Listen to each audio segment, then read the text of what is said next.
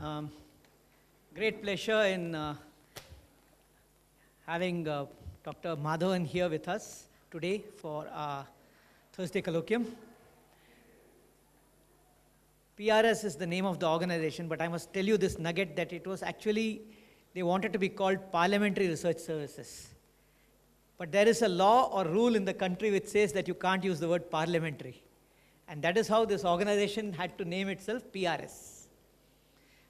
PRS and Azim Premji Foundation have an old friendship and association. You must be hearing me say this every time I come and introduce a friend and guest of ours. But that's how widely networked we are. Anyway, but the fact is that PRS and Azim Premji Foundation go back a long way. There is an interesting nugget here too, that Madhukar, how many of you have heard Madhukar 2 years ago when he came and gave a colloquium here? Anybody here? Madhukar and Madhavan were colleagues at PRS and started the organization. Madhukar, in fact, was employee number 1 of Azim Premji Foundation before he went to Kennedy School and did a master's and then came back and had a dream to start PRS. Madhavan comes with a fantastic background, and together they have created one of India's most respected and much liked organizations that support parliamentarians. When I say that, I'm not being nice to you, Madhavan, because two people whom I know who are MPs have spoken to me independently. They belong to the as wide as possible on the spectrum of politics, left and right, if you can say so. And both of them highly appreciated the kind of support and services that you give, and more important, the kind of research mindset for informed decision making that you are trying to create. I think it's an extremely important contribution to Indian politics and Indian democracy. Really like the fact that you're doing this and wish you great strength and more strength. This piece of this colloquium can be pitched at any level. But I remember that Madhavan started with a class 10 civics recap before he went further ahead. I don't know how this is going to turn out, but all the best, and I'm sure you're going to enjoy what Madhavan's going to share with us. Over to you, sir. Thank you.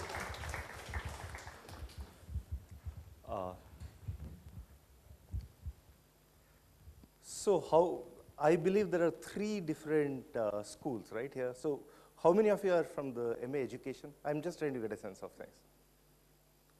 Okay. The education, the other ones are? Development. How many development? Oh, currently 2 schools, okay. Development seems to be, okay. I am not going to talk much about PRS today because obviously, you wake me up at 3 a.m. and I'll talk about PRS, especially if somebody is willing to give me money. So to any potential funder, but since I don't think any of you are at that stage at this point, I won't. I'll talk more about something I think that's relevant, at least I believe that's relevant to every citizen of this country. But before that, how many of you think that it's very important for us as citizens to understand and know how Parliament functions? Or is it very important to know how Parliament functions, or is it just an academic thing to do? Important, raise your hands. Wow. Academic. Okay, just a few, okay. So I can see an old friend from the very early days of PRS. So our first grant for PRS came when he was the, what was it called officially, Vishnu? Yeah, so he was at the fourth position. Okay. So I'm going to talk about Parliament, but before that, I'm going to ask you a few questions. Who all are part of Indian Parliament? What constitutes the Indian Parliament? Louder, I can't hear you. Legislators, MLS of Karnataka. So who? Member of Parliament. Who all are the member of Parliament? Who are all members of Parliament? 2 houses. Lok Sabha, Rajya Sabha, is that it? Is that Parliament? Good question. President. is a vice president part of parliament? That's an interesting one. Okay, so parliament, according to the constitution, is President of India, Lok Sabha, Rajya Sabha. The vice president is technically not a part of parliament, though he is ex officio the chairman of the upper house. And I guess this is something everybody knows. 545 MPs in Lok Sabha, 543 elected, 2 nominated Anglo-Indians, and 245 in Rajya Sabha, 233 elected, 12 eminent people, right? Okay, next. What do you think is the profile of parliament? I mean, is our parliament getting younger? Is our parliament getting older? Is it full of, is it today? I mean, you keep hearing about young MPs. Do we have more young MPs now than what we used to have in the past? Are more younger people getting in? Or is it getting older? Any guesses? Okay, younger, raise your hands. I'm going to I don't want people to be quiet here. Older, raise your hands. No opinion, raise your hands. Guess. Everyone has to guess one of the two. The younger means below 45. Okay, that's a good question. Okay, let me ask you, let me frame the question more carefully. 25 is the minimum age. So 25 to 40, percentage of MPs who are 25 to 40 now, is it higher than or lower than what it used to be in the past? Higher than how many? We have more number of younger MPs. Okay, lower how many? It's an interesting one because whenever I ask this, people tend to believe, because the media covers young MPs, that parliament is getting younger. It's actually getting much, much older. The blue one at the bottom is the young MPs. Can you see the right on top? So the first parliament, there's exactly one person who was above the age of 70, nobody above the age of 75. Now there are 45 over the age of 70, out of which 15 are over the age of 75. So our parliament is getting progressively older, though the country is getting progressively younger, right? Percentage of young people, let's say below the age of 25 now, is higher than ever before, other than the last couple of years or something like that. How many of you saw the famous statement made when the Lokpal thing was going on in Ramlila Maidan by Kiran Bedi describing MPs? Unpad. You heard that on TV? Okay, are our MPs educated? Or do we have a large number of undereducated MPs? Of course, how educated are our MPs? Guess. Most well-educated, a few very well-educated, but largely uneducated.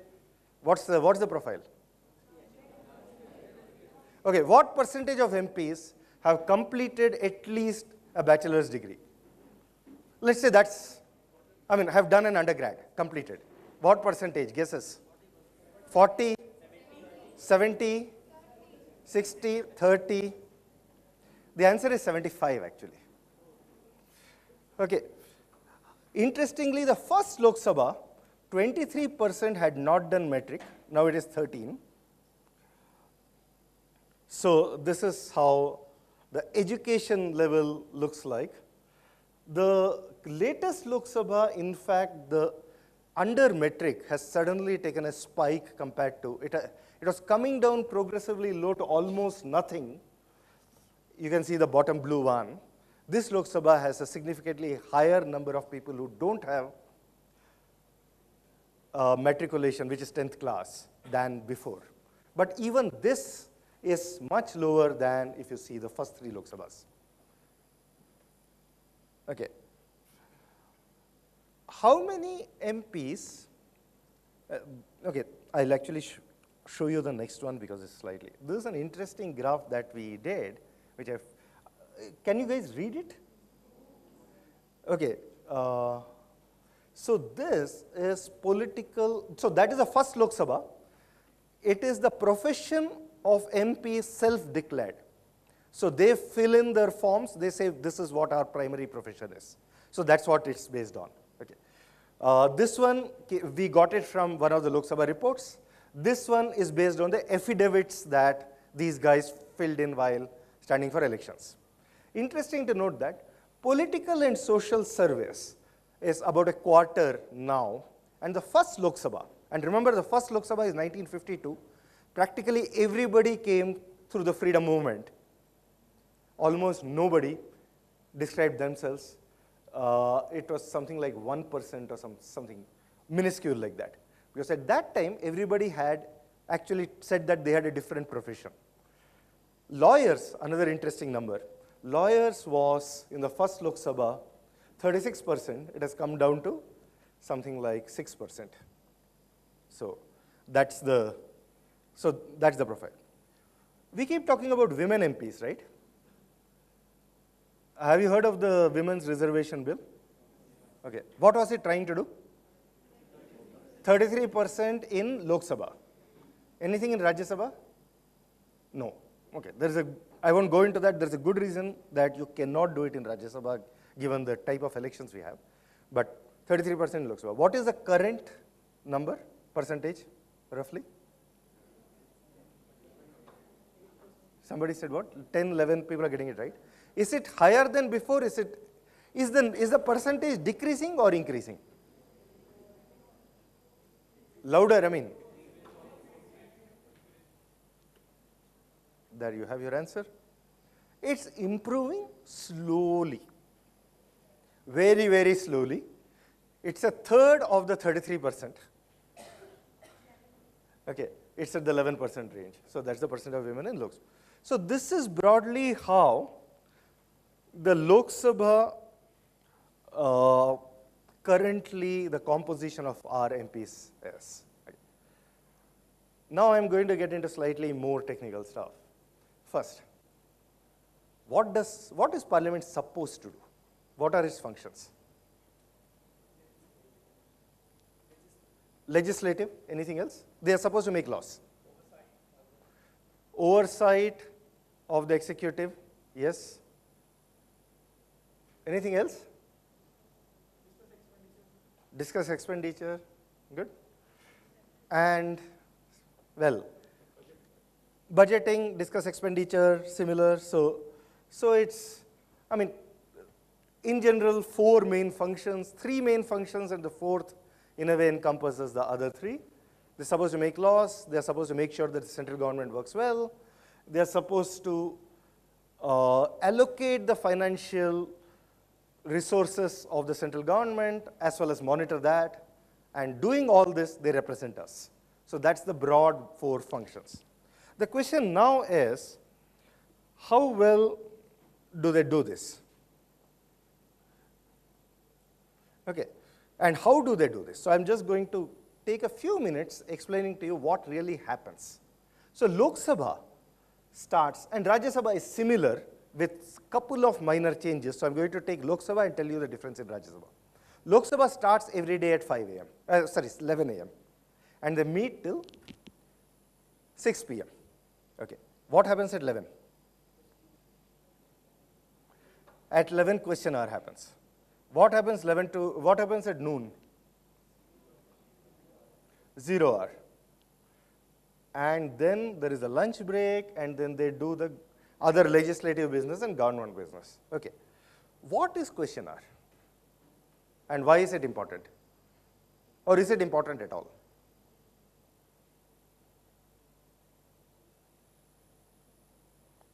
All quiet? Anyone can ask a question to any of the MPs regarding any policy decisions or whatever. You can ask any question. Okay. Okay. Partly right. Anyone else?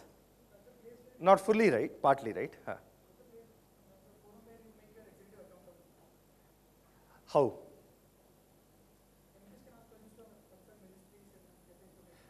Okay. So I said partly because it's not anyone can ask any minister. There's slightly more structure to it. So this is the time when MPs are expected to hold the executive accountable for its actions. So the day of the week, so what they do is all the ministries are divided into 5 groups. So Monday there will be a set of ministries, Tuesday there will be another set, and so on. The ministers who are in charge of those ministries are expected to be there on those days. Questions they have to be given well in advance.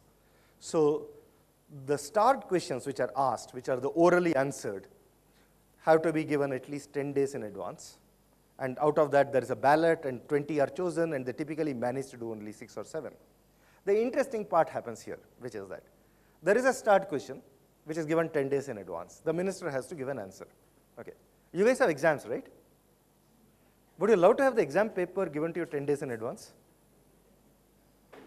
Well, that's what the minister gets. But he answers. Now comes the fun part.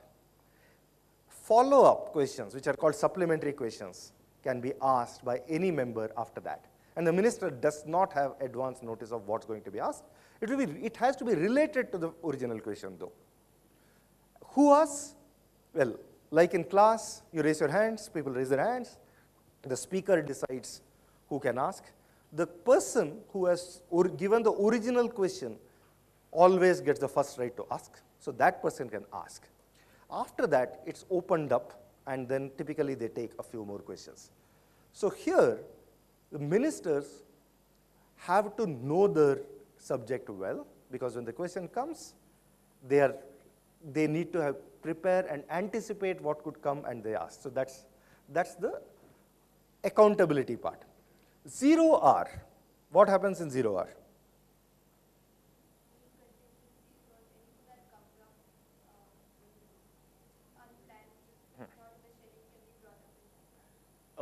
Yes, partly.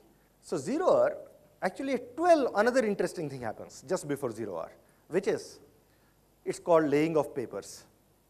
So all the different types of information that is supposed to be given to Parliament. For example, if there's a PSU, its annual report, a CAG report, Parliament committees submitting their reports, all of them are laid on the table, and then they officially become public documents.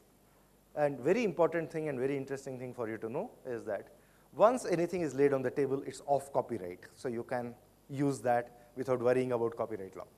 So that happens at 12, typically takes a few minutes, 3, 4, 5 minutes, and then the 0R starts. 0R is where any member can raise an issue that is of urgent public importance, as they say. So typically some news, my guess is if Parliament had been in session now, issues such as what happened in AP and Telangana with the sandalwood, the shooting down of those sandalwood smugglers, somebody would definitely have raised. Issues like that get raised, and various other issues get raised, and there's something called Rule 377, I won't go into that, those are also taken up. So this is where Parliament does its representative role, because MPs are bringing to the attention of Parliament and through Parliament to the nation of what they consider are important as their representatives, in their role as representatives. After lunch, 2 to 6, is when you have the discussions on bills, discussion on any other issue, longer discussion, discussion on budgets, finances, and all that. So, simply speaking, this is how a day in Parliament is structured. It's in a very, very structured manner. Now, Rajya Sabha, there is a slight change. The 0R and question hour have been swapped recently. Can you guess why? Rajya Sabha used to have very similar up to 5 p.m. Now they have also started to do up to 6. But this and this, now they start with 0R, then they do question hour. Why? Any idea why? No, they can't. They can't. No, but the ministers have a day of the week. So if the minister is, let's say, I'm just making this up. Let's say finance ministry is Lok Sabha Monday. Well, you can always do finance ministry Rajya Sabha on Tuesday or Wednesday. It doesn't have to be the same day. There are 5 days, and that's how it used to operate. That's not the point. Something more interesting, you can guess. You can guess. Has Parliament, I give a hint, has Parliament been working very smoothly for the last 2 years? Why? Do they start at 11 every day, work till 1, break for lunch, come back at 2, work till 6 every day? No. What happens? Somebody comes and starts disrupting, right? So, Rajya Sabha, the Vice President, who is the chairman, suggested that because of overnight news, early morning news, people are agitated and they want to supersede question hour and bring up those issues. He said, okay, let's clear up that first. I'll give you the first hour where whatever is agitating members, you take that up. So let's do 0 hour, finish with that, and then do question hour, because question hour otherwise was getting disrupted. Just to give you some numbers, during the last Lok Sabha, 2009 to 14, more than 40% of question hour was disrupted. So they, instead of working for an hour, they worked on average for something like 36 minutes, 35, 36 minutes. So that's what is happening. Okay, now let's see how well Parliament has been functioning. This is an interesting graph. Okay, as you can see, the first few Lok Sabha, the first decade and a half, actually, this is not very clear on this graph, though it's clearer here. The thicker line is Rajya Sabha. There is a thinner line which is going above, which is here actually, if you can make out. That's Lok Sabha. Okay. Lok Sabha used to meet for something like 120 to 140 days for the first 3 Lok Sabhas on average per year. Now, if they do 70 days, we are happy. There have been less than 50 days in a few years. So they are sitting less and less. So what I'm going to talk about is what has been happening to Parliament in the recent past and what could be the reforms to Parliament to change that, and that's what I'm going to talk about from now on. So this is an interesting graph. As you can see, it's downward trending. Well, this is the number of days that's scheduled. What happens? Even the number of days of schedule has gone down. Even those days, they are not working. So this is percentage of sitting time as that of scheduled time. I have the data going back up to 62. We couldn't get the data for the first 2 parliaments. So, but you can see that it used to be over 100% in the initial days. It had gone down. The last Lok Sabha, last 5 years, was 67%. They lost 1/3 of the scheduled time. So just see, they had scheduled half the time of the first few Lok Sabhas. Of that half, they are losing 1/3 because of disruptions. Okay. And this is after adding back the excess time they meet. So there are days when they don't end at 6, but they sit till 8, 9, 10. After adding that back, they have still lost 1/3 of the time. So Parliament is working much, much less than what it used to. A, as per schedule, it's working less. B, they don't even work up to the schedule. So that's what's happening. It's improved a bit in the last year or so, which gives us some hope, but I don't know whether this is a trend, because if I look back 2009 to 10, the first year of UPA 2, it was pretty good. It started going down, so it's too early to say whether just because it's a new government in the first year, things are working well, or whether we have actually turned the tide. That we don't know yet. So implications, A, we are passing less bills every year, as you can see in the graph. We used to actually pass more bills. Even more important, it's not necessary that we should be making more laws. Having more. Can't resist adding that the emergency spike is very visible. Yes, emergency, there is a spike and the implications of those laws are also far higher. So the first couple of Lok Sabhas, of course, was trying to create a good legal system for an independent country. So they passed more. So I am not going to say that we should have more laws and Parliament should pass more laws, but we are passing lesser laws. What's more important is this. Okay. What they are passing, many they are not passing, they are not debating at all. As you can see, about a fifth, less than 5 minutes of debate, about a fifth of all. Another fifth, between 5 and 30 minutes. That's also typically less than 30 minutes means zero debate, because if there are a few amendments that the ministry is proposing, each of those amendments has to be taken clause by clause and voted upon separately. Zero discussion, just the voting process takes 15 minutes. So less than 30 minutes means zero discussion. That's almost 2/5 of all the bills. Only a fifth of the bills, or slightly more than a fifth, is actually debated more than 3 hours. So this is actually, for me, the biggest cause of concern, rather than lesser number of bills. But what we are passing without due consideration. What else is happening? Budgets. This is the time spent debating the budget by Lok Sabha from the first Lok Sabha to now. Okay. Sorry, from 84 to now. We didn't pull out data from before, but it was actually about the same. So we were pretty good in the first 3 decades. And you can see it going down. One argument some people make is that we formed a concept of standing committees in 1993. Demand for grants are referred to standing committees, so that's being examined there, so it's okay not debating it here, which is something I don't agree with, because standing committees do the discussions behind closed doors. They are supposed to do that discussion, present it back to Parliament, and then Parliament, that's an input for the larger body to discuss. If the larger body does not discuss, what's the purpose? So the larger body is not discussing that. That's the worry. And as you see, this one is very interesting. This is of the total budget, which is your total column 2. This is in rupees, it's 14 lakh crores. So this is in 1,000 crores, I think. Yeah, in crores, 81,000 crores. This is rupees in crores.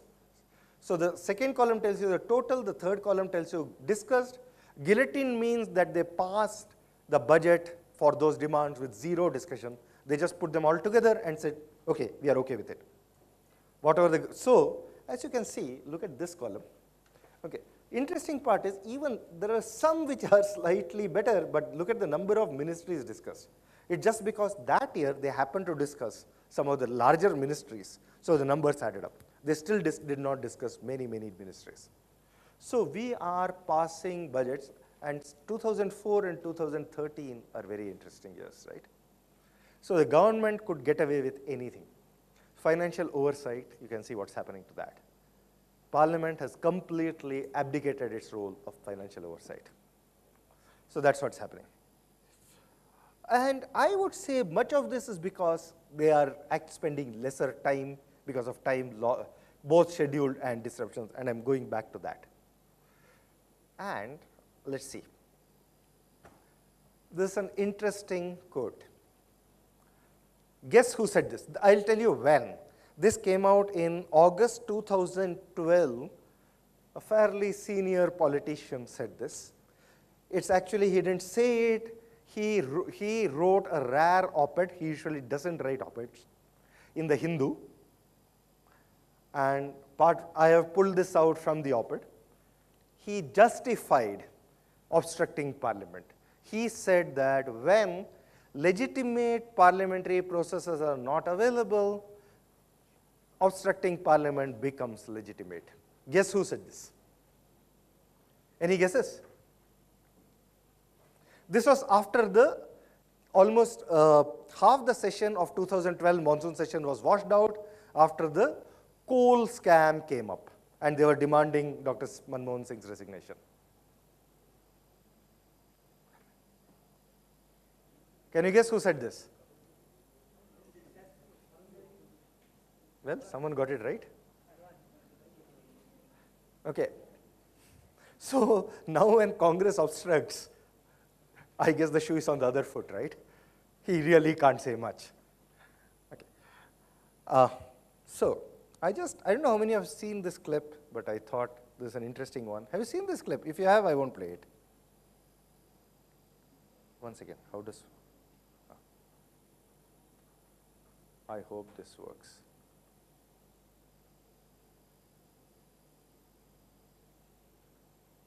Have you guys seen this? Should I play? No? Okay, let me just, can you get volume here? It's a very interesting one. This is on full volume. Oh. Okay. To me, this was very, very revealing. Just a second.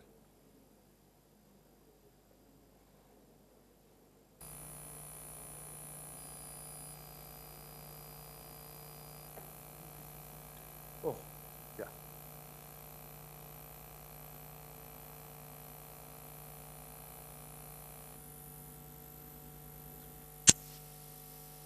Based on all political issues.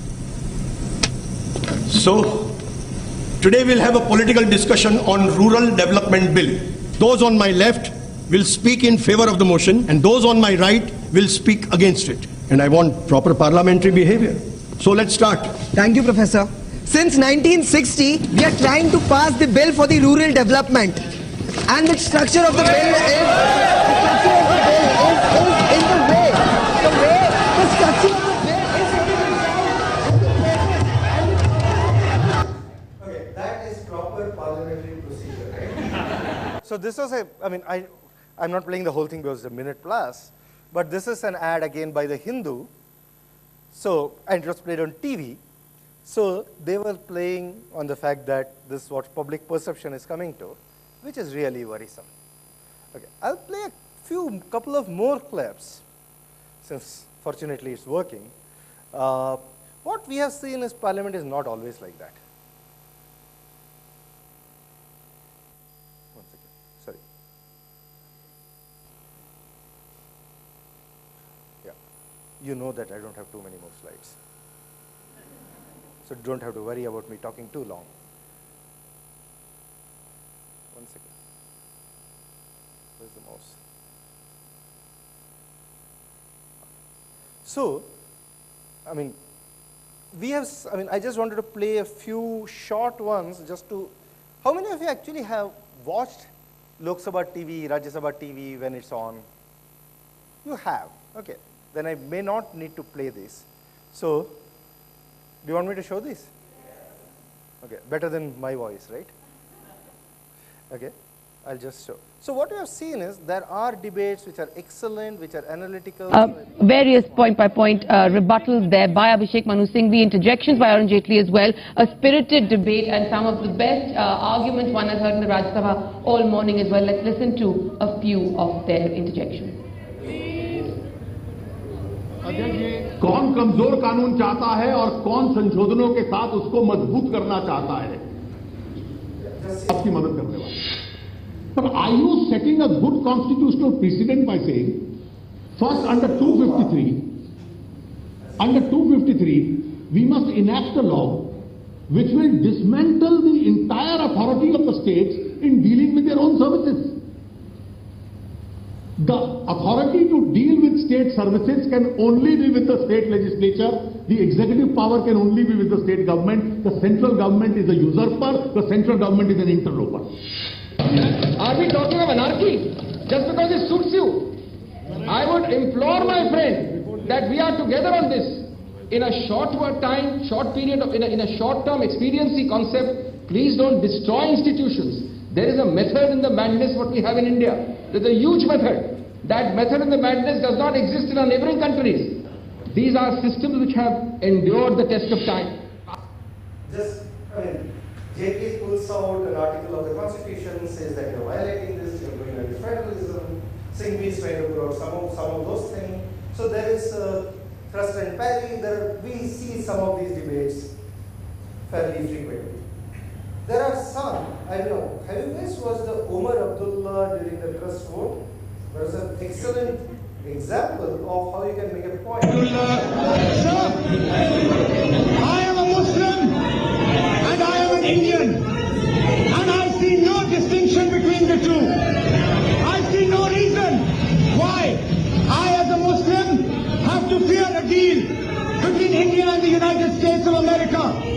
This is a deal between two countries. It is a deal between, we hope, two countries that in the future will be two equals. Sir, the enemies of Indian Muslims difference. The enemies of the Indian Muslims are not deals like this. The enemies of Indian Muslims are the same enemies that all the poor people of India face. So, Jaitley and Singhvi were being, in a sense, analytical. They were giving arguments. Omar Abdullah, he had, of course, you know, the way parliamentarians do this also depends upon where they come from. Jaitley and Singhvi usually have a lot of time to talk. Because the way parliament functions is, time for any debate is allocated based on the strength of the party. So if you're a larger party, the party gets more time. And then they allocated, if you're one of the star speakers, you can get a much larger amount of time. Omar Abdullah, in this debate, had exactly 2 minutes. Because he came from a party which had attacked him 2 or 3 days. So he was given exactly 2 minutes. So he used a tactic to make the most of it. And this video, I remember went viral after that. So he used to see passion to do that. I'm going to just show one more video, which is the last of my set of videos. A very recent one on the latest budget by, I don't know, this again surprisingly went viral.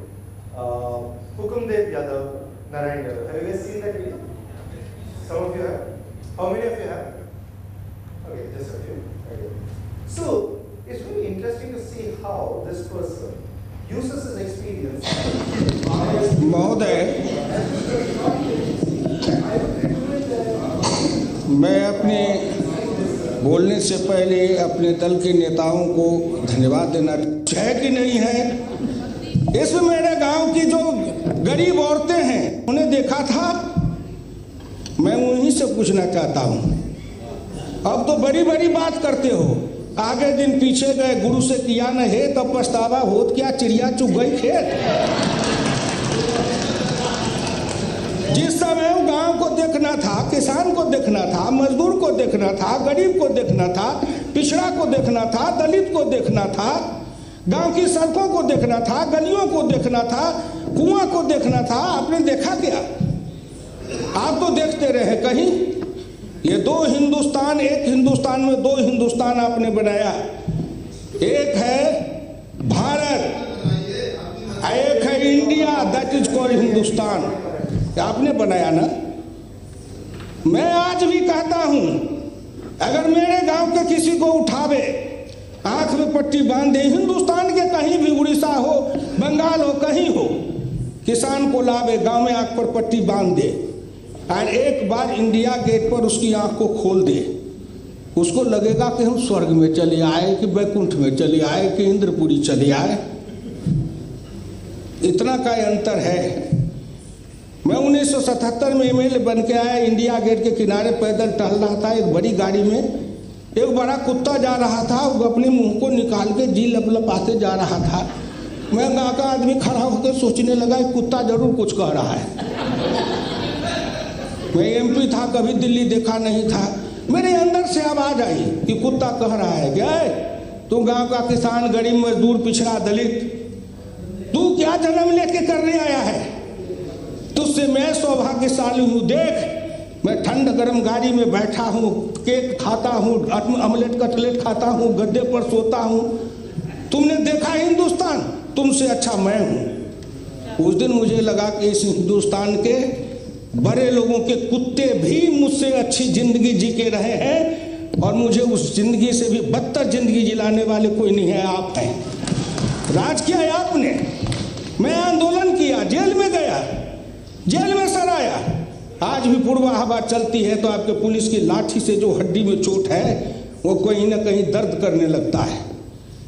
तब मुझे ऐसा एहसास होता है कि जिस राज में मुझे इतना कष्ट मिला था, अगर मेरा बस चले तो उस राज को सदा सर्वदा के लिए हिंदुस्तान से उखाड़ के गया जी में जाके पिंडदान कर दूं, जो फिर निकलने ना पाए। क्या बात करते हैं साहब? आपसे मैं आंकड़े में नहीं जाऊंगा।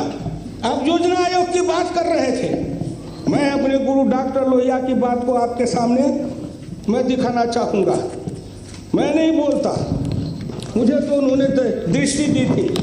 इसी लोकसभा में 6 सितंबर 1963 को एक बहस हुई।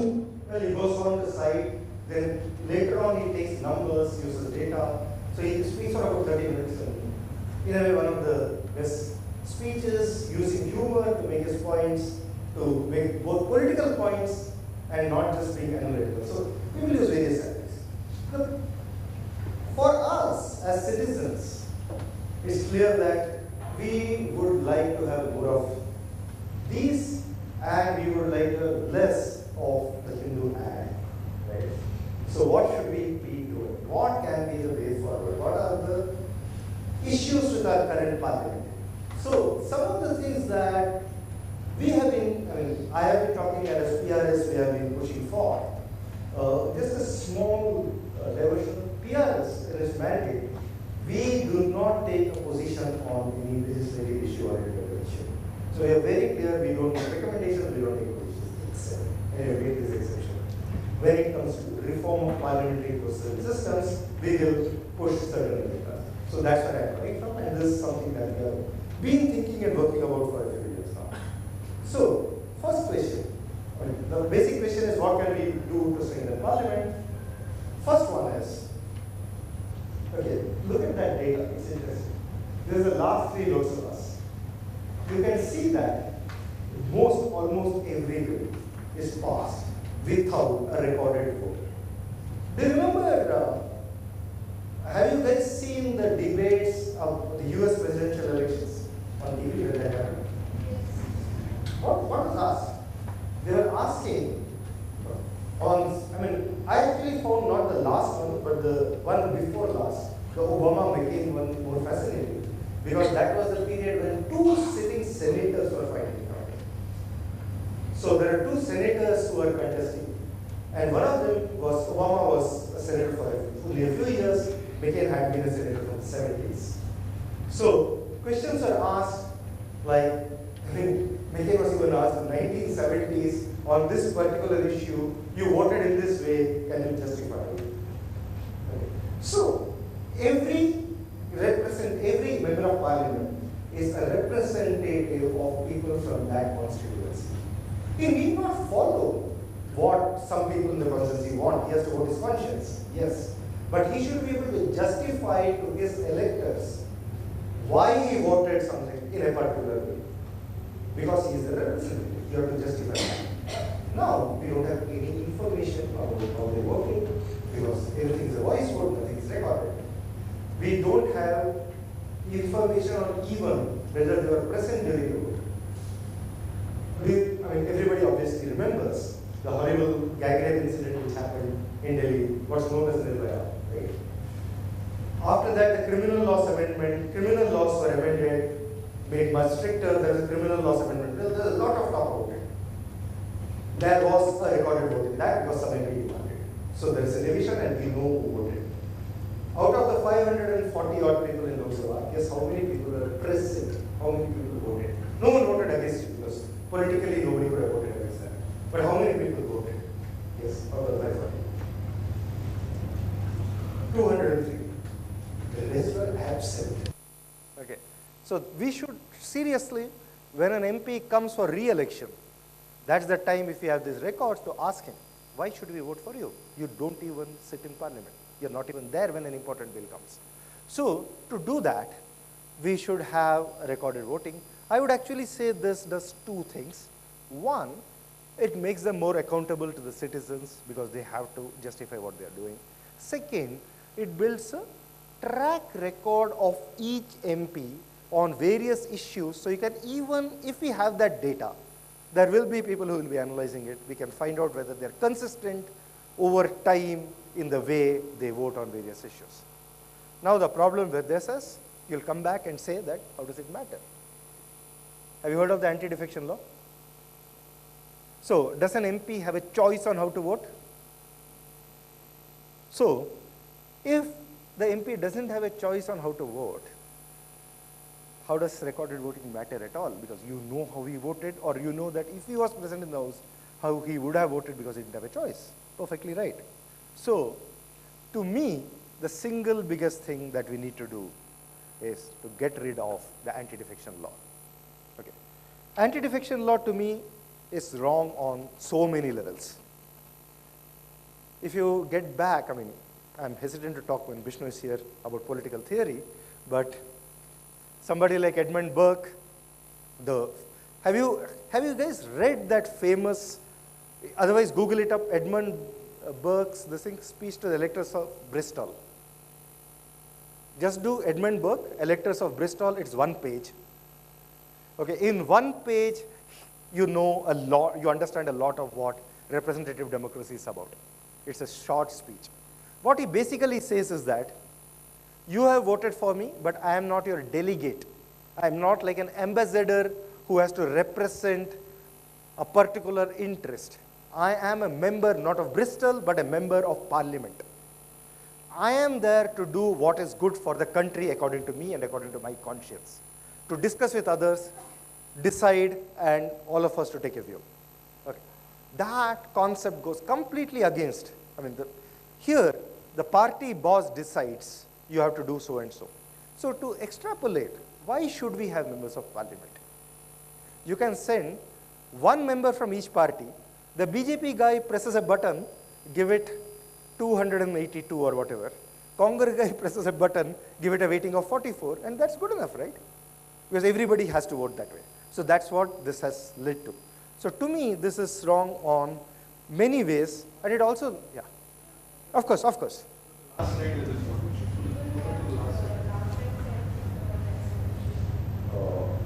In the last slide, it seems the number of weeks passed and supply is close to 297.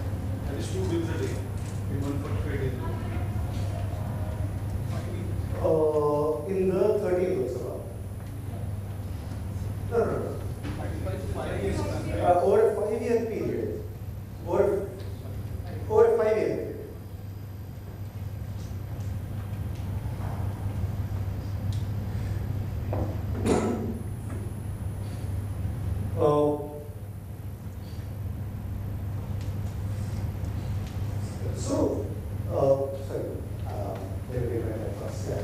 So the problem is that the argument for the anti-defection law that was made when it was passed, when it was passed, there was quite a lot of public support for it.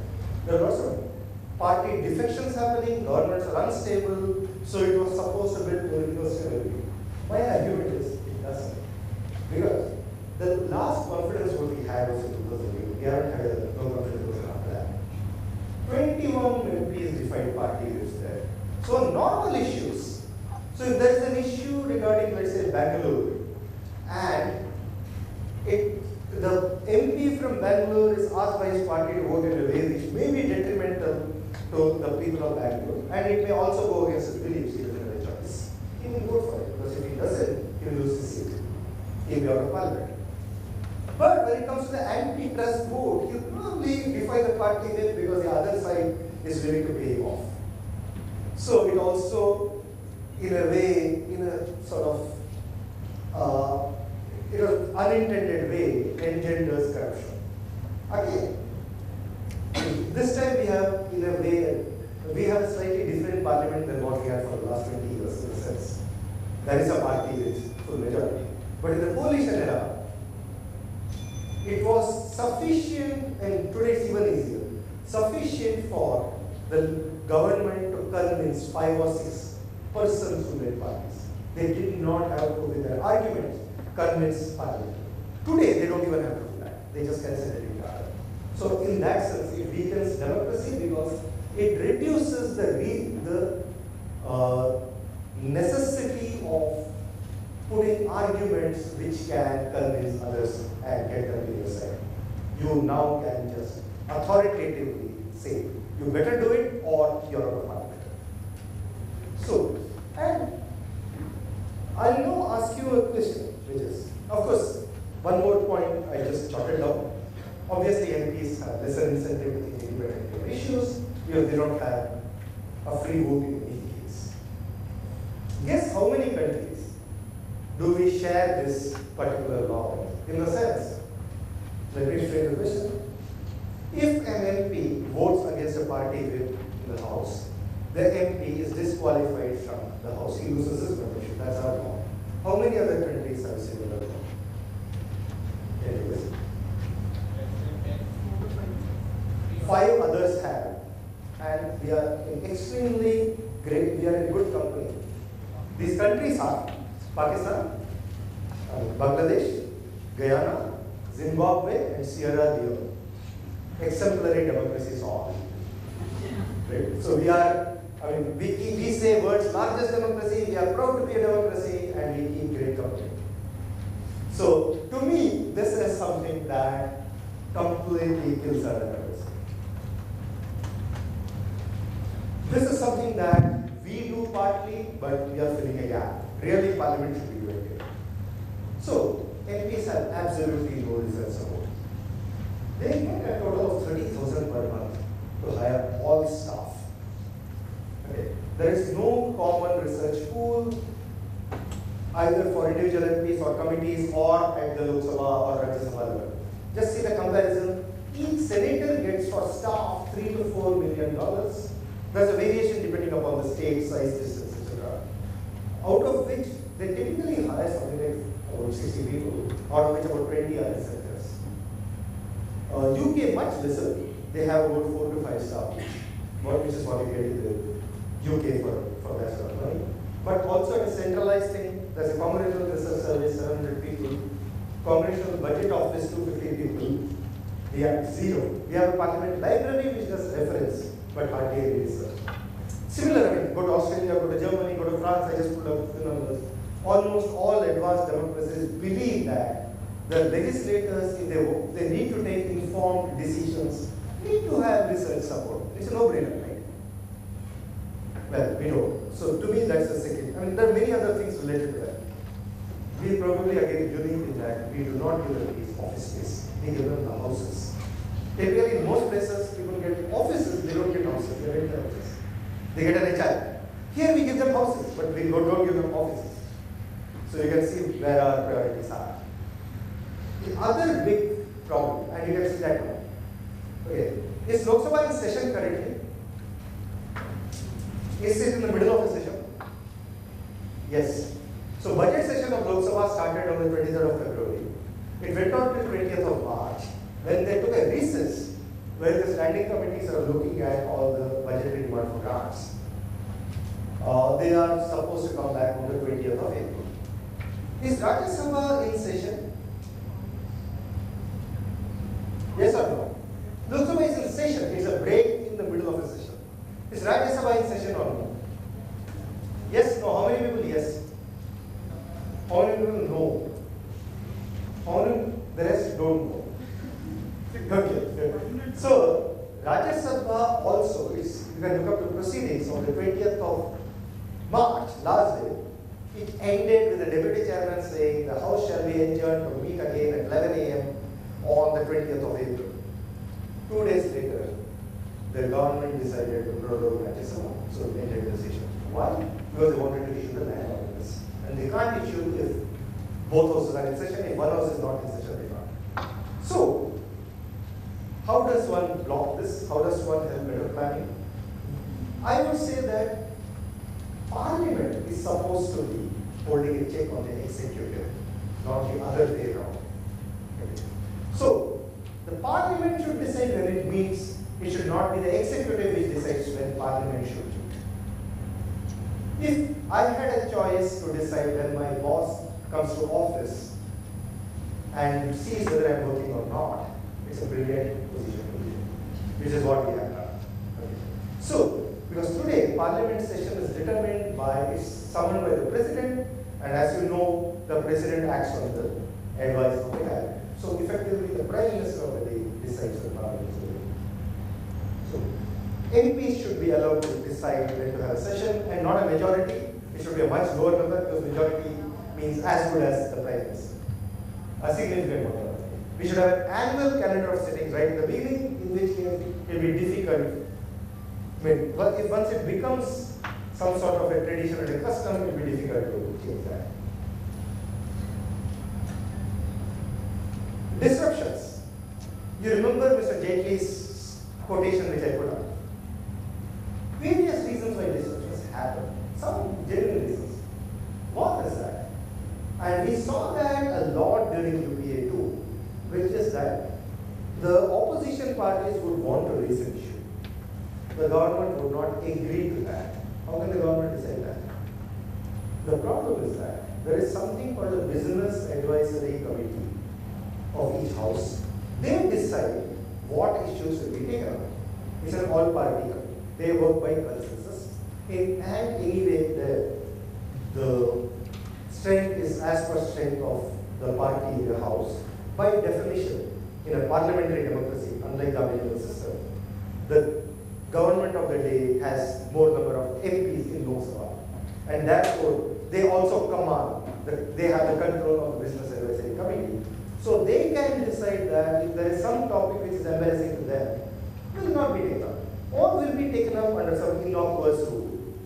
Just to give an example, there was a debate supposed to happen on increased inflation under something called Rule 184, which is a voting motion. So the debate ended with a vote.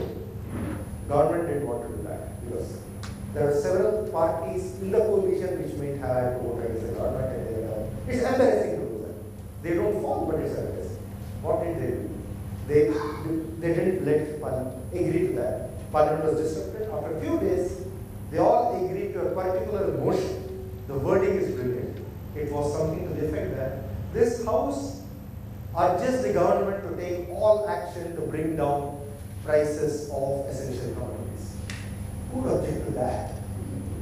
Everybody said, yes, yes, government should take all action to bring down.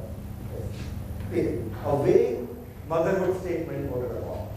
So, if you let significant minority to discuss issues to determine what will be, let's say 20% or 33% or something, Jai Panda had proposed 33% in an article. And there's something that I discovered, pretty interesting. Goes back to 1916, when we had, my voice is loud enough, it won't get a problem. 1916, when we had the Imperial Legislative Council, there was a reform proposed to that jointly by the Indian National Congress and the Muslim League, which is called the Congress League Resolution, where they said that an adjournment motion had to be taken up if 1/8 of the members asked for it. Okay, 1/8. Our own no confidence motion requires 50 members out of 545 to ask for it. Then of course the motion will take place. So about 10% is what's required. To impeach a judge, 100 MPs of Lok Sabha or 50 MPs of Rajya Sabha have to sign on first. So that's about a fifth. But to require a discussion on, let us say, the current state of drought or floods, you require a majority to agree to have the discussion. So that, I think, is a key reform that we need.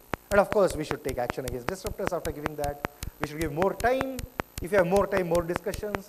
The opposition time, what I mark, is an interesting thing that other countries have evolved. In the UK, 20 days of the year, and they meet for more than 150, so there are more days. 20 days are reserved for the leader of the opposition to determine the topic. Canada is 22. So then they can't say that, like Mr. Jaitley said, that if legitimate means are not available, we will have to disrupt. Legitimate means are made available by letting the leader of the opposition determine the agenda. Some other things that I just listed out, and this is my last slide, so don't worry. All legislation, concept of pre-legislative scrutiny, which is that it's put out in the public domain before it's introduced. There is sufficient discussion. In the UK, a draft bill, not the bill that's introduced, even a draft bill is often sent to a parliamentary committee which comes back with suggestions. Parliamentary committees are a wonderful mechanism where things happen in a reasonably non-partisan manner. So how can we strengthen them much more? Part of my work, we see every bill. There's something called a financial memorandum which is mandatory attached to the bill, which is supposed to give an estimate of the total cost implication if this bill were to be passed on the exchequer. Very often, it's not there at all. I'll just give you an example. I'll give you a couple of examples. Food security bill, which was a big bill. They gave the cost estimation of PDS, what will happen. But it had several other things. There are 26 other things to be done, and they did not give estimate for any of those.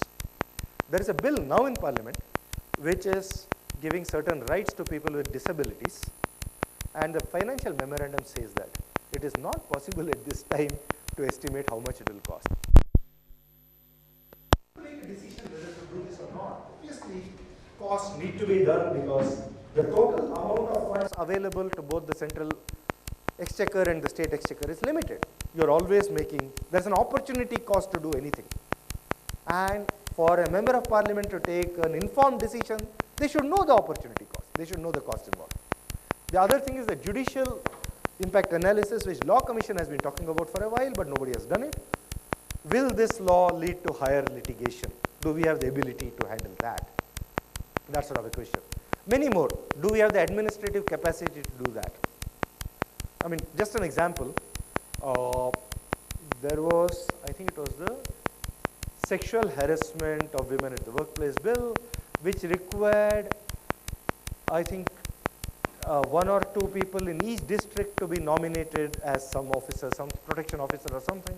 Now we looked at a similar bill, which is the domestic violence bill. Some states have 1 per 2 districts, some states have 20 per district. So clearly there is a lack of capacity there. So when we pass a bill, do we build in the measures to, the administrative measures to be able to implement them? Questions like that. Last 3, ordinance. Again, one question. Everyone knows what's an ordinance, right? What's an ordinance? Somebody tell me.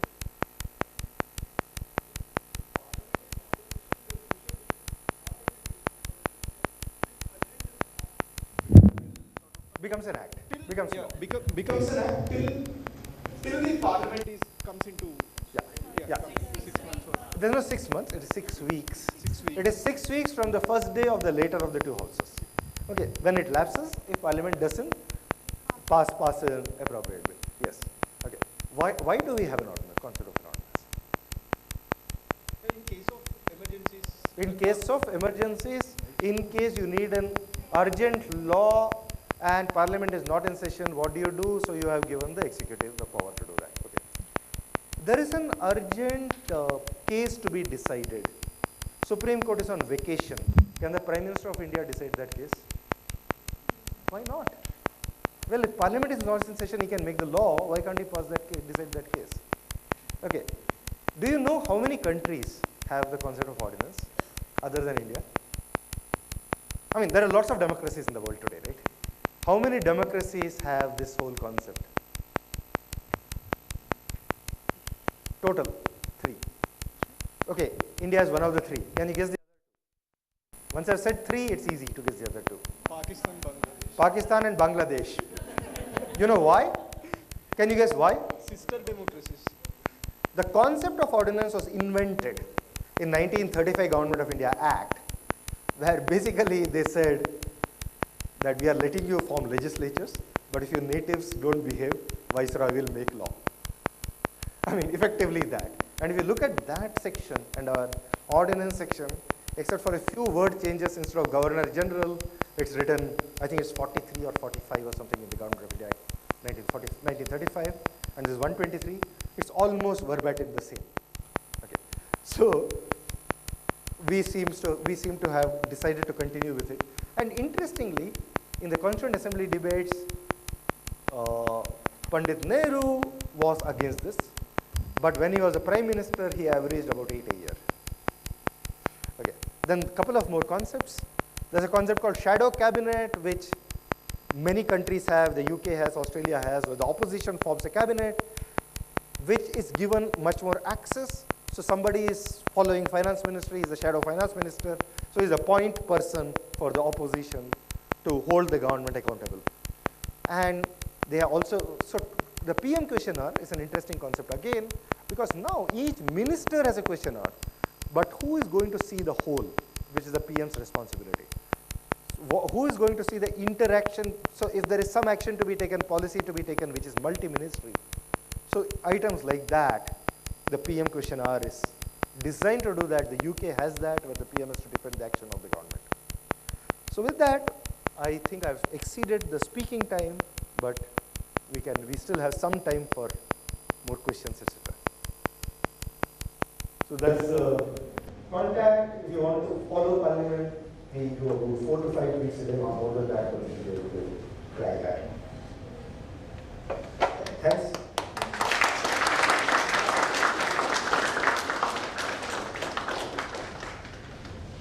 questions?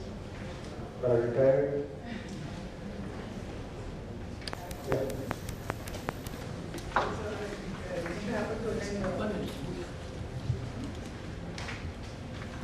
Yeah, sir, executive December session like on December. So I mean, when I was saying half the house was empty. So as you pointed out, many MPs don't attend parliament sessions regularly. So one big problem is the absenteeism of MPs. So what is how can we improve the situation of MPs being present in parliament regularly? Second question is related to DRSs, Department of Religious Securities. We have got, if I'm not wrong, 17 DRSs. We don't have a committee exclusively on constitutional affairs. So do you think there's a requirement for a committee on constitutional affairs apart from the existing DRSs we have? And my third question would be on there's a lot of debate that's going on scrapping of MP bags. So what is your take on that? Okay, so your three questions. One is you went to parliament and half the parliament, half Lok Sabha was empty. I went to the UK and I was meeting somebody who was in the Commonwealth Parliamentary Association, and this person said, would you like to see a session? I said, why not? So they could write me a pass book and a went and sat. There are 650 members in the House of Commons. Okay. They don't have separate seats like us. They have benches. So members do not have designated chairs except for the front bench. So they sit wherever they sit. There are it can actually accommodate a maximum of squeezed into benches 450 people. Okay, that's the capacity. That day there were about 50 or 60 there. I had once gone again, only once I've been, to the US, to both the houses. In the Senate, it's interesting. There were exactly 3 people. The one person was the speaker out of the 3. One was doing a passionate discussion, looking here, pointing here. TV camera is focused. TV camera doesn't show anything else. So talking to the whole house, and there's one guy saying, okay, there is a reason for this, which is that MPs have multiple roles. They are pretty busy doing a bunch of things. So what they do in those countries is, other than working, even here they are working. They have an office attached to the legislature, and they have a bell. So they have the TV on, they are working. If any important vote is going to come, then they all rush back in about 5 minutes. So at the voting time they all come, otherwise in the long speeches they need not be there. And some assistant is following up and there is a staff looking at TV and following up. Because at the end of the day, if you're sitting there for 8 hours, just listening to somebody else, that's also not necessarily a very productive thing to do. You can possibly read up that much faster. The DRSs, there are 24 out of it. Typically what happens is, we don't have a constitutional one, but most of the constitutional ones end up going to the Department of Law and Justice, the particular thing. Unless they are in a particular specific area, for example, the right to education one, which I would have got to the HRD. So they go to the respective one, and then they look at it. So I really don't see much of a problem there. I mean, I would have strong views either way, I'm a customer. You're throwing us MP lads. The reason I don't look at MP lads, I think MP lads should not exist. For many, many reasons. Okay, firstly, let's look practically. Everybody is focusing on MP lads. What is the size of MP lads? How much does an MP get in MP lads? 5 crore. 5 crore a year. How many MPs do we have? 500. Okay, let's look at those one. 500. So roughly put together about 2,800 crore. What is the size of the union budget? Do you remember? More than 10 lakh crore.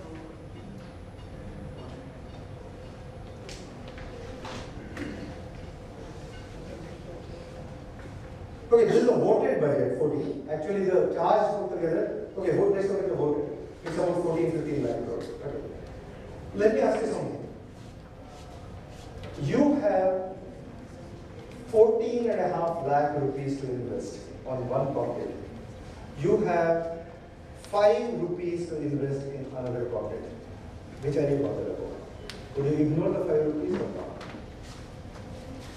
So, my point is, MP's job is resource allocation of 14 lakh crore. How is it best deployed for the country? Forget the 5 rupees. Forget the 5 crore. Let them do whatever. It's minuscule, that's one. Second fundamental problem, MP land impinges on the separation of powers. They are doing the executive's job. Their job is not to do it themselves, but to make sure that the executive is doing it. They are not supposed to do it. They are supposed to make sure the executive is doing it. So this goes to it. In fact, there is a PIL on this. The court gave fairly wishy-washy, not one of its best reasoned judgments, but they held MP lands constitutional. They had a chance of holding it unconstitutional. So MP lands, many, I can list several other issues with that. Questions from this side? Yeah. So the audience thing.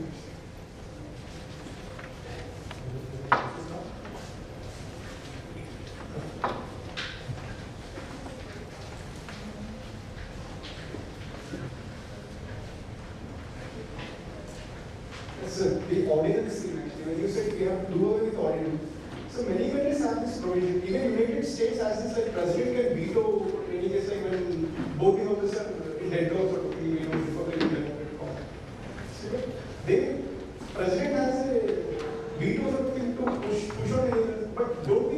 No, sorry. He cannot make law. He can stop a law. There's a difference. Veto means the houses have passed something and you are stopping it. I'm not saying our president, United States president. Yeah, United States. He can push it. He cannot make law. United States is very clear. What they say presidential order is equal to our executive order, which is rules and regulations, etc. That's the way. He cannot make basic law. You have seen those deadlocks, right? Why does that happen? Because the president cannot do it. So president cannot do it. And you know the reason? If there is, that's the reason I said the court thing. If there is an emergency, if there is an urgent thing, call an urgent session of parliament. Parliament is there to make laws. What are we doing? Parliament is in session. But you actually close the session. Because you want to use that loophole, because you know you cannot get that law passed by parliament. Okay, isn't that subversion? And I'm deliberately using that word, subversion of democratic principles. That parliament is in session. You have an urgent law. You know if you bring it to parliament, they will not agree. So you shut them down. And then you say, oh, you know, parliament is not in session and I have an emergency situation. So let me make law, which is what they did. So everyone else calls an emergency session of parliament. They call, okay. Send a summons, say emergency, one agenda, 2 days notice. We have done that for trust votes. 2008 July, we called parliament with 3 days notice because there was a trust vote. So we can call them for a law also. And if they don't agree to pass, fine. You don't have the law. That's what parliamentary democracy is all about. It's not about executive getting its way because it thinks something is important. Yeah? So regarding anti-defection law, suppose like if you actually refer the anti-defection law, there could be like more of like cost spreading of MPs. Like, how do you trust the MPs on? Okay, why do you have it in Rajya Sabha? Firstly, how do you trust the MPs? You vote for people whom you can trust. It starts there. Okay. If you trust them to make laws for you, if you trust them to hold the government accountable, you should trust them to do this. You vote for trustworthy people. That's one. There's no shortcut there. Second, so that's where it comes. If you can't trust MPs, why do you have a parliament at all? Let us have, I mean, as I've read so many eulogies and I've lived there for a year in Singapore, let's have Mr. Lee Kuan Yew here running a dictatorship. We can't be having this session. In Singapore, I can't do this session about Singapore. I know how it is that I lived there for a year. So, if you have a parliamentary system, the whole thing is you do trust your representatives. And if they do, next time put them out. They are accountable. Next time keep them out in the next elections. I'm sorry, you are So the focus on development that has come in the past probably 20 years, especially since the MP labs has come, do you think that it has changed the voter behavior and the decision making of the voter itself from parliamentary procedure, legislation and representation to a more developmental criteria for? A very good question, and I know lots of MPs struggle with this. In fact, one MP I was talking to yesterday called same issue, which is that the MP's real job, as we said, is threefold: making laws, holding the central government accountable, and budgets. But the people in the constituency MP's job is to fix the problems. He's the biggest fixer they have. I mean, including development, including fixing whatever whenever they are in trouble. I mean, I know an MP who told me that he's an MP from Bihar. He said 2 a.m. he got a phone call saying, "Sabra bhais chori ho." And that poor man, that's the only asset he has. He had a bhais. That's the only thing he had. Now he has no bhais. So he is very easy. So who does he call? Because the cops are not filing an FIR. He calls them. Now is that the MP's job? The problem here is that, and this is not an easy one to solve because this is not just India, everywhere, in all democracies. Citizens do not make the distinction between A, executive and legislative, and B, between different levels.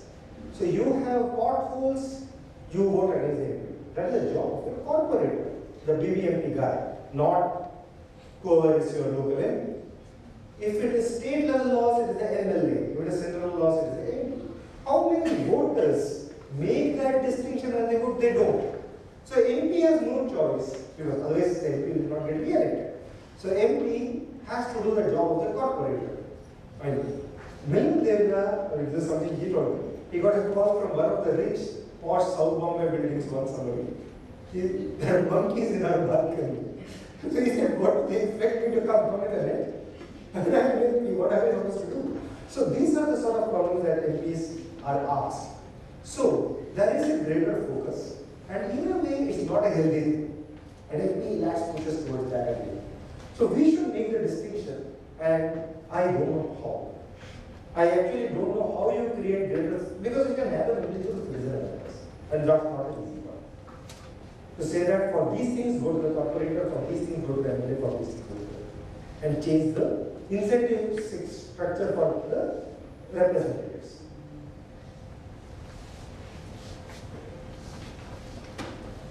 Yeah, first.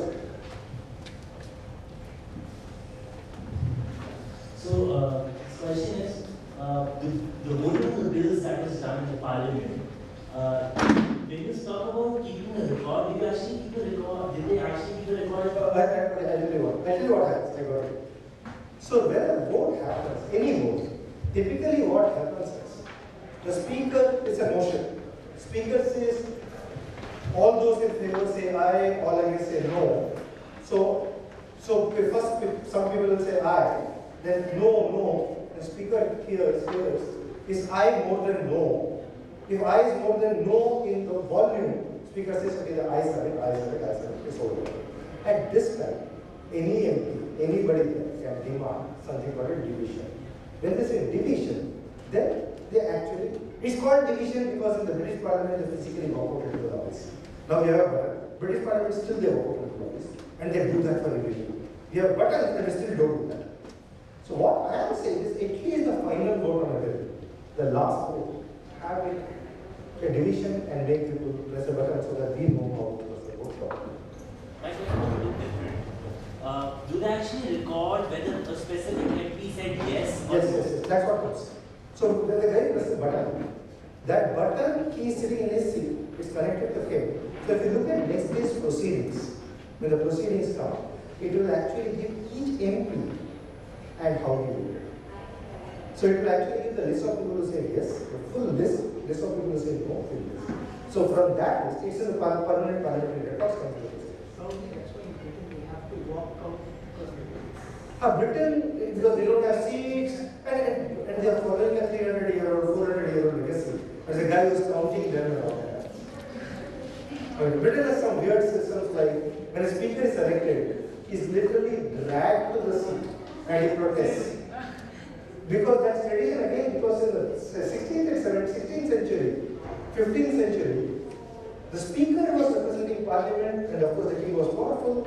So speaker would go to the king and the king doesn't like him, the speaker is behind. So nobody wants to be the speaker. So somebody was elected and he was dragged. So now they do that as a general tradition.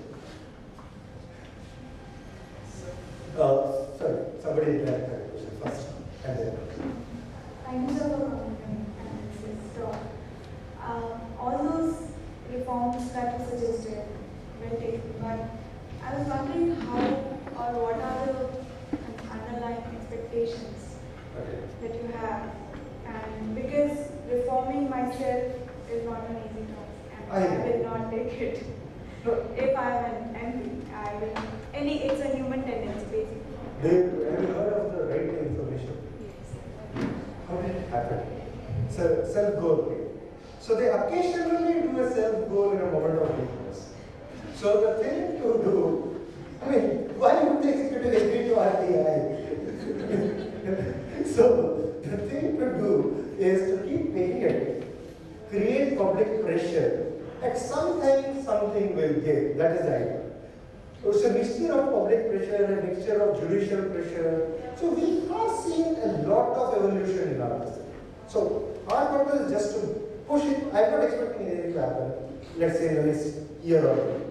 But somewhere something will give. And something like recorded voting is relatively easier because if you can create, let us say, if you can convince 10 MPs in Lok Sabha who want to be seen as reformers, that's good enough. All they have to do is, because if any MP asks for admission, it has to be done. They'll say that every day we are going to ask. So by rules, we ask. That's it. So then they keep asking. We have recorded, and then it becomes custom. So things can be done. That's right. You are right. So what is your opinion on referendums as a method of making law? And if not making law, just getting getting the larger public opinion. Hasn't worked well anywhere since Athens. California is a mess. Switzerland is a weird country. It's basically so hasn't worked anywhere. Last time it worked is sometime in BC. I slightly disagree on the part that people don't know the distinction between an MLA and an MP, although... No, corporator and MP. Okay. Panchayat / corporator and... Because people do ask MPs and MLAs about, don't they say, Bangalore, there's a lot of garbage piling up, don't people curse their MP and MLA? Can I do anything about it? No. In fact, I know again a Bombay MP, where he was a Congress MP and Sena controls the corporation. So the garbage dumped near the MP's house is never clear. And the Sena guys go around saying, oh, he's a useless MP, he can't even get the garbage dumped near his house clean. Because the municipal corporation, the one which is, which is controlled by the other. He has not, all he can do is write letters. I don't think people do this.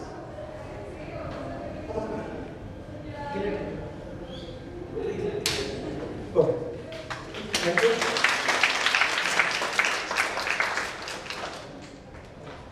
A very brief and inadequate vote of thanks.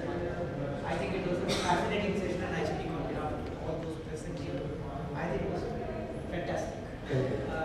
I was thinking that perhaps, I see a couple of my colleagues here, I think it would be very useful if you could get Madhavan, if he has the time, at the start of our new academic year, when we'll have a fresh batch coming in. And perhaps early as they join in, maybe a session by you, Madhavan, spare time and come around July, end of July. Wonderful.